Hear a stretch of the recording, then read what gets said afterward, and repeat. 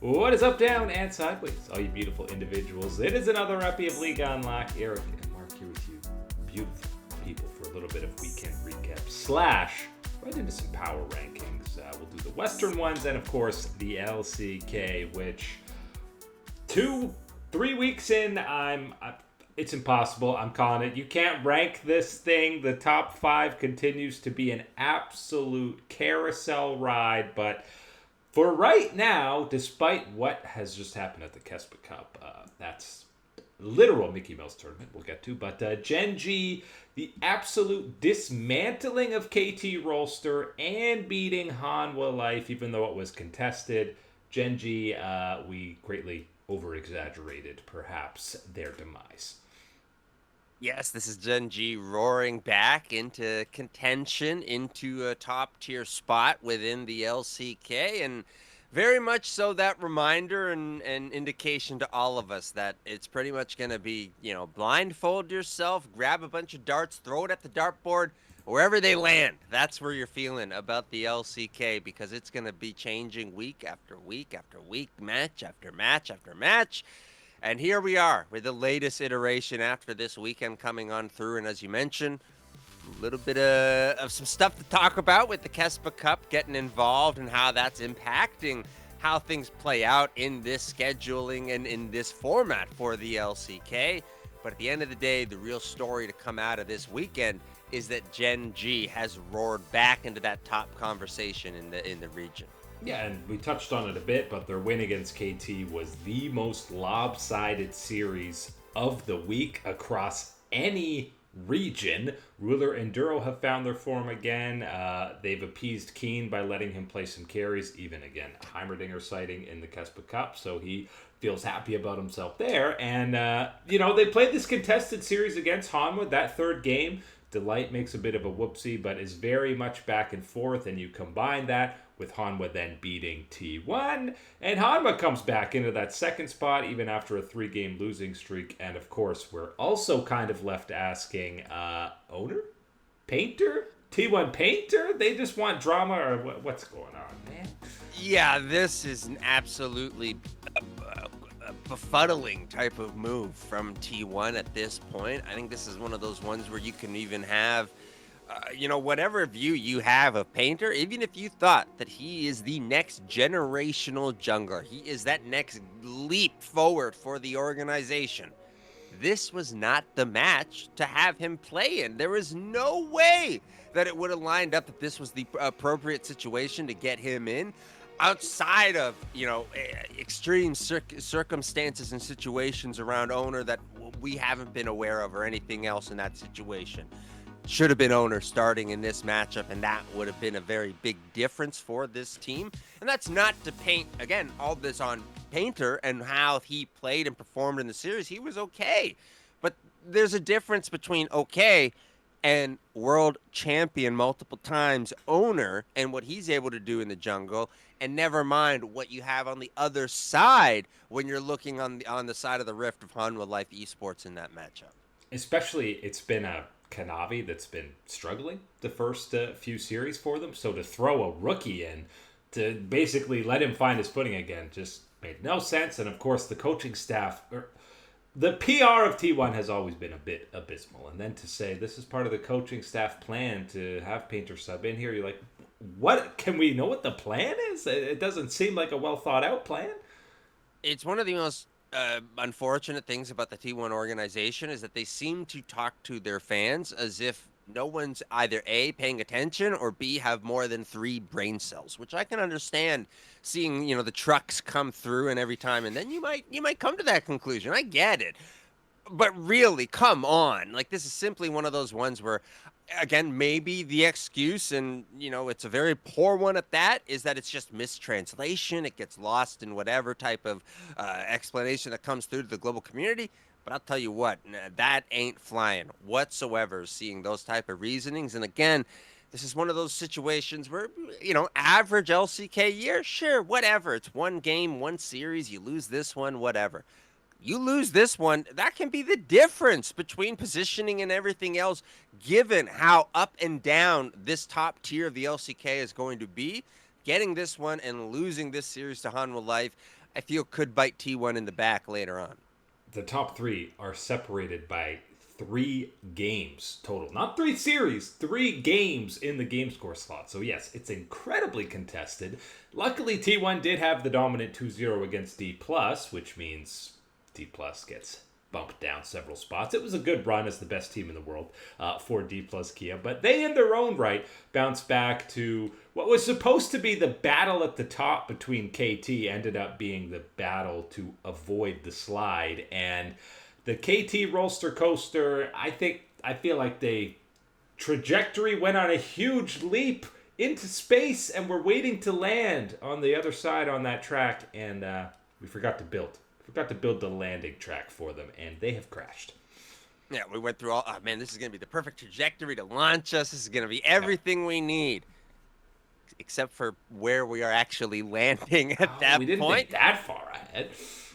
No. And for D+ Kia as well, maybe there's some saving grace for them in this series, but I think at the end of the day, it's one of these ones where, again, you're looking at both of these teams, and maybe they've peaked too early is the problem that you're going to have to think about with them, because I think with both of them, you need to be hitting your peak to be in real contention within this top tier of the LCK. And frankly, you've seen those peaks, those peaking moments be able to rise above the other teams in the LCK in this top tier.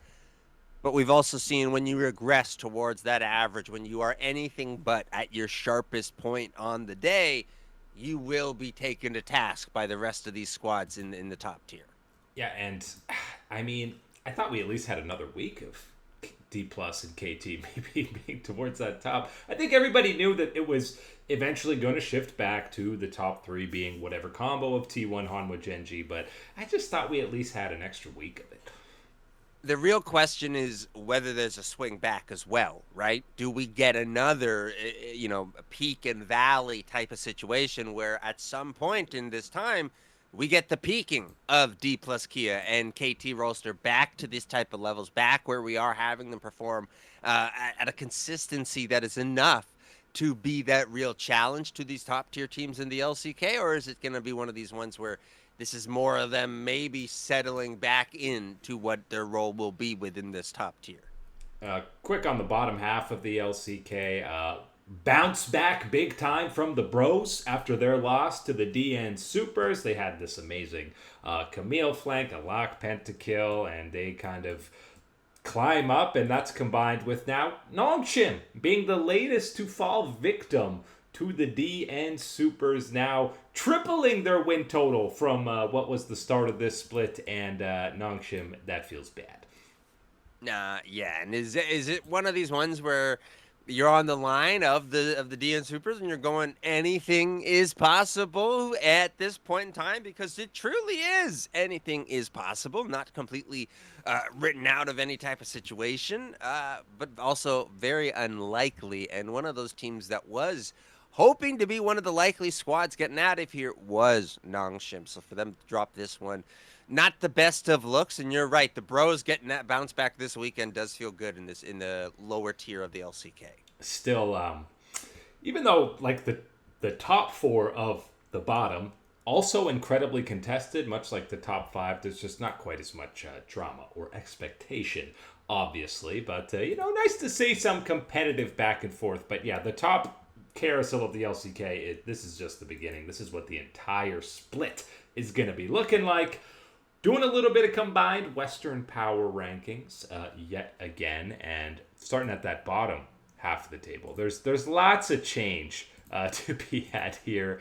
Let's see. What did we learn? There's really not much positive to go out of Shifters right now, to the surprise of absolutely nobody as they drop to the bottom of that one. But we did get the return of a familiar face and a Dardoch Armeo matchup in 2026, Mark. I truly did not think I'd ever be saying that.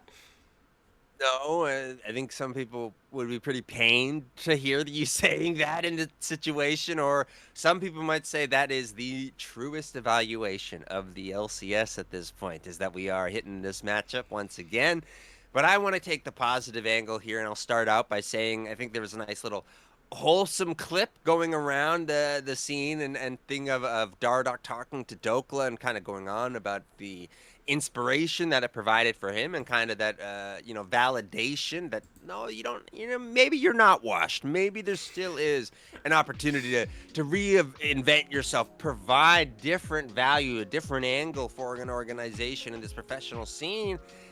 The unfortunate reality is that he's doing it with Dignitas, though, because there was a lot of other issues in this series, and frankly, not a lot of them were at Dardoch or his decisions or performance. It was a lot of the other members on this Dignitas team kind of pulling you right back down into the bottom tier of the LCS. He got thrown back in the LCS pool, ready to dive in, and realized he had an anchor tied to his ankles. And that is what Dignitas was. Because, yeah, the early pathing was pretty good out of Dardoch, and I hope we get to see more of him, maybe just not on the Dignitas roster. Talking of losing hope for a lot of these squads, I don't know if anyone ever had hope for Fnatic, but actually more disappointing so far than I was expecting, and I was expecting bad. And well, see, that's where you and I differ. I was expecting miserable from Fnatic, so this is about more or less on you then. Right, exactly, right on track, right on schedule at this point. But it is, I think, again, one of the most unfortunate stories, and one of these ones where I'm still holding out maybe the 1% hopium copium angle that there is going to be a rebound for this organization, that you can retool a roster, a lineup, and as well as a management and structure within that organization, because I think top to bottom needs to be some changes if you're going to be successful, and even if you're going to survive at this point within this competitive environment, which is, I think, a real shame given the fandom and support that the Fnatic organization has had over their time. We had two squads bowing out of the top 10 in terms of, again, Western rankings, and that is both SK and FlyQuest. The SK side, Skeens had a rough weekend for sure, and I think, despite taking a game off of Na'Vi, they completely threw a game against Vitality, and then were very much so gapped in the next one. So there's still potential for both of these squads, but when they match up against the teams that are higher than them in the standings, there's a clear gap. Yeah, these are one of those ones where I think you're entering now into the territory where you can't write off any of these squads or any of these teams at this point, but you're getting pretty close. The deadline is approaching pretty quickly for both of these squads to show that level of improvement, or at least show that there's going to be that ramp up in what weeks remain in order to improve yourself, in order to put yourself in positioning for one of these world championship spots. Of course, is anyone's goal. Never mind, maybe even lowering that target site towards domestic success within the playoffs and positioning and seeding, these type of things. Both of them are running out of time in order to show that improvement, to show that a little bit next, I think, to everybody. And I know FlyQuest has had a tough schedule. They've already played Lion and Team Liquid, but in both of those series, they looked, again, this is Armeo substitute Lion, and they looked far away from being at their level. Yeah, they very much appear to be that next tier down, at least for me, in that LCS type of grouping. And it's one of these ones where, again, at their best, at their most disruptive, at their most prepared, they can be a challenger to these top tier teams. But are you going to see that? Is it going to be consistent? Can you rely upon that being the addition that you're getting on the day? I don't think we've seen that enough from either of these squads at this point. And again, you probably only have maybe a week, 2 weeks at this point to start showing that, to really start getting those results and putting that in people's minds. Otherwise, again, it's going to be more of the same from both of these squads. They need to really beat up on the non-top two in the LCS, and we're going to have this weird scheduling with the road show where FlyQuest and the other bottom teams are going to be playing each other twice in LA, kind of like the poor man's road show, while the other squads will be going to Mexico for the actual roadshow event. So we'll see if FlyQuest can bounce back and beat up on some of those lower tier squads, sticking with that theme of teams that have been disappointing despite being in the top 10 on the Western rankings still. I'm ready to stick a fork in Movistar Koi because the boys look disconnected. The problem's sort of the same. Soup is getting caught out. Mirwan's a liability. Jojo, Pian, and Alyoya are probably tilted off the face of the earth right now. And I think I'm on my very last of my hopium copium supply that's labeled Movistar Koi at this point, because I'm very much so in that same type of position. But I've still got just enough of that stash where I'm looking at it and I'm looking at this roster and I'm looking back at the peak performance of this team and saying that there's still an angle that they could be able to pull this off within the LEC. But again, that door is closing rapidly, and the chances of seeing that addition of this Movistar Koi, of this full lineup, seem less and less every match that we've gone through. And I think this past weekend is another unfortunate kind of third out of four nails in that coffin for me. You lose to Carmine Corp, these big squads. You lose to G2, Vitality, sure. Now you're getting 2-0'd by Giant X, which is supposed to be obviously a team that you're clearly better than, is another playoff caliber team, but you can't be getting 2-0'd in the fashion that they did. And it looked, I don't want to say lackadaisical, but there's no urgency in this team right now. It was one of these ones where you're going kind of, was it simply just a lack of focus on the day? Which brings in a whole other real suite of questions at that point, whether you're losing focus in these type of moments in these matches. Because what is the excuse? What is the reasoning for that type of performance, for that type of lapse in everything else that you see there?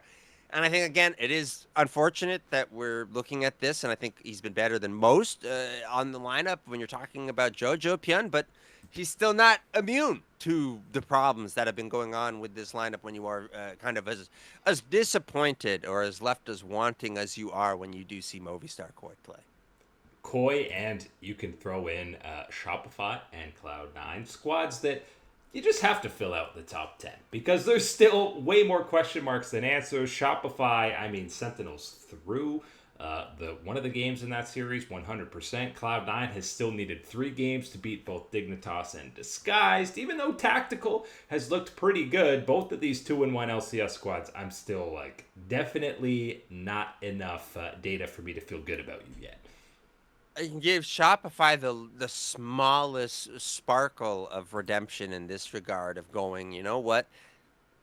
I didn't expect much out of them, though, in anything else in comparison to, say, a Cloud9 and how things have been going through it. At any point of this Cloud9 year and how the ride has been, I think at any point you could have put higher expectations on them, more so than Shopify Rebellion, and you're just left just as disappointed, just as empty-handed in that regard.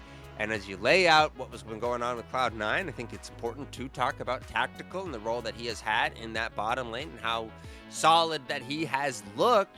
Because yes, I think might not see guys like Sven and APA again this year the way that things have been going. And that's not necessarily because things have been going so swell, so great for the team. I just think the individual players have maybe provided an angle or aren't, liabilities in certain ways. Full transparency here. As we're recording this, G2 and Na'Vi are playing the second game of their series. And truthfully, the result, I mean, they're close in these rankings. Probably doesn't have a huge impact. You knock G2 down a peg, probably, if they end up losing. But they stole game 1.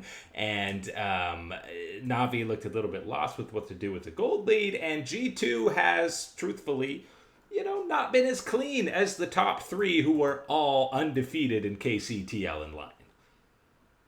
I think it's one of these ones where it kind of felt a little bit like seeing Na'Vi kind of go, well, okay, but what do we do from here? What is that next step? We watched the beginner's tutorial and we got the early game down. What's this next step against G2?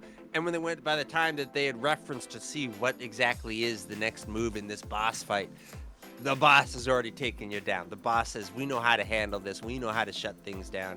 And G2 has done that. And I think you can be okay in happiness about G2 to start out this split and what you've seen from them. I think there still is signs of that improvement of the things that you wanted to see coming away from MSI, from EWC.